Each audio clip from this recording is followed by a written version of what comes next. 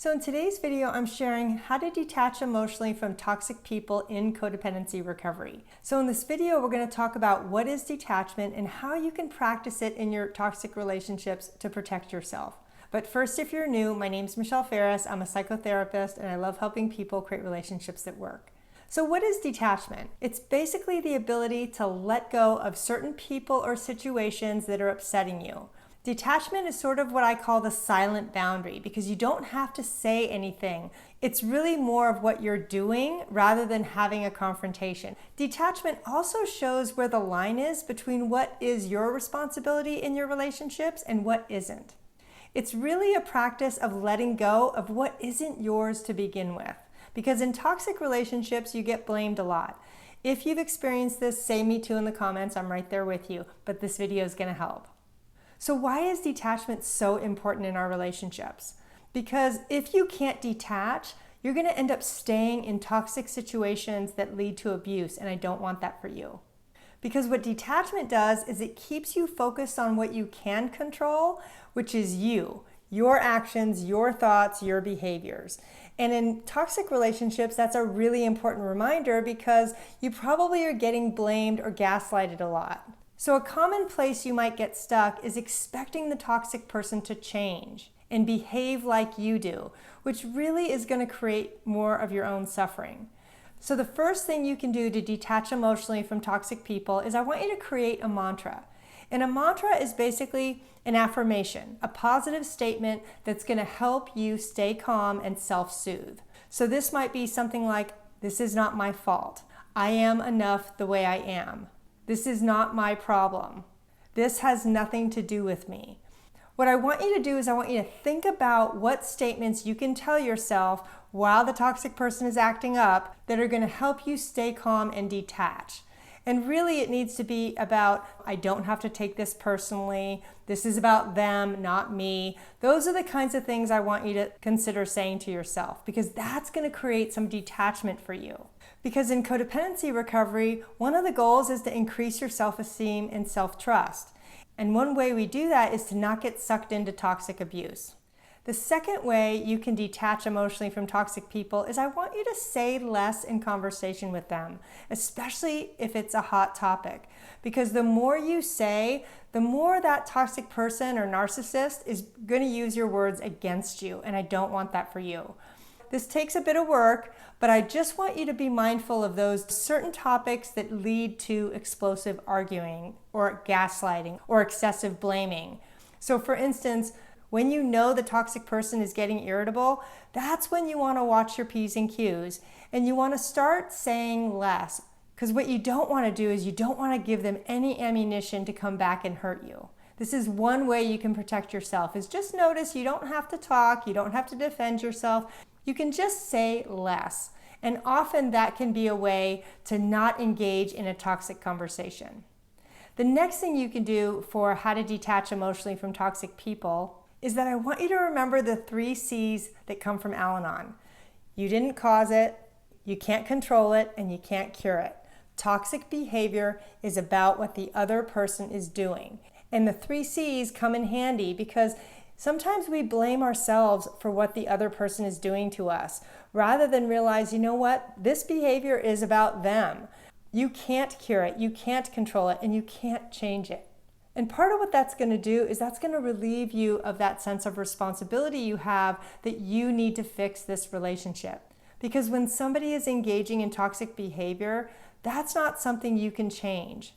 And in codependency recovery, it's called admitting where you're powerless. Because our powerlessness is super important. It's going to help you recognize those certain behaviors or situations that you just can't control. The only thing we can control is our own actions and our own behaviors. Everything else outside of that is something we're powerless over. And in some ways that can feel kind of like a bummer, but on the other hand, it can feel incredibly freeing. Because knowing that you're not responsible for what other people do can be a huge relief. Now, the next way you can detach emotionally from toxic people is I want you to spot the red flags that they're starting to get upset. Because the minute you know that they're going there is I want you to leave the room or leave the house. Do something to not participate in that chaos. Because when the toxic person gets upset, they're looking for someone to blame, to make themselves feel better. So I don't want you to hang around. This is not the time to try to cheer them up or try to get them to do something different. When you notice they're in that mood, right, and the toxic behavior is coming, I want you to walk away, leave the room. Don't say anything like, well, it sounds like you're getting really upset, I'm gonna leave, because that too can give them the ammunition to hurt you. I just want you to detach with love and leave the room quietly. You don't need to engage. Sometimes saying nothing at all is the best form of action. Because in codependency recovery, recognizing red flags in your relationships is going to help you avoid and minimize abuse. The next step for how to detach from toxic behavior in codependency recovery is I want you to refrain from trying to fix or confront the behavior directly. Because my guess is you already have tried that. You've already tried to get them to go to therapy with you. You've already tried to reason things out with them. And a toxic person typically is not open for getting help. The toxic person wants to blame others so that they don't have to look at themselves. Toxic people are not open to getting help typically, because they don't want to see themselves as the problem. They want to make sure you think that you're the problem, because that's how they keep you under their control. If this is you, say me too in the comments. Now, in codependency recovery, sometimes saying nothing is the best form of action, and this is why detaching with love can be really powerful. Because sometimes you might try to convince that toxic person about their behavior and they're just not having it. Now, if you think they're going to be open to hearing your feedback, you can absolutely try to share your concerns with them. But my guess is if it truly is a toxic person, they're not going to be open to having any feedback from you because they're too invested in keeping control over you and the relationship.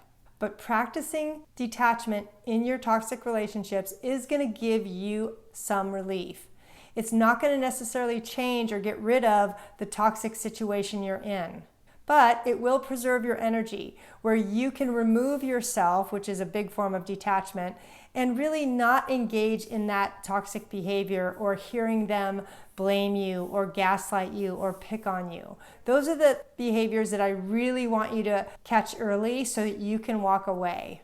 Because the goal of detachment is to take care of yourself instead and realize that you are powerless over somebody else's behavior, but you're not powerless in being able to protect yourself from it. You have the ability to leave the room or to make a plan to leave that relationship, because many times toxic relationships don't survive. So here's your bonus tip. In order to practice detachment, you need to realize that this does not mean that you don't care about the other person. It just means that you are trying to save yourself first by removing yourself and protecting yourself from the toxic behavior. And detachment is a different way of caring. You're actually giving that other person the dignity to have their own consequences.